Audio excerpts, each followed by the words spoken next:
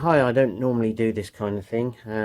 Normally it's chatting with Chuckles or the podcast or um, sketches in travel. But I wanted to tell you about my book that's coming out.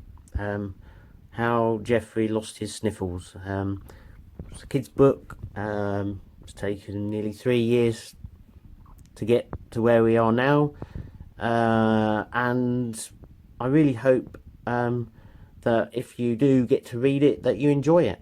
It's a fun little tale about how he loses his sneezes and sniffles, and hopefully you'll be able to order it from the Sketches website, or actually the publisher's website as well. Details will probably come along here and in other videos as well, but I just wanted to let you know. So here we go. Welcome to the world, Geoffrey.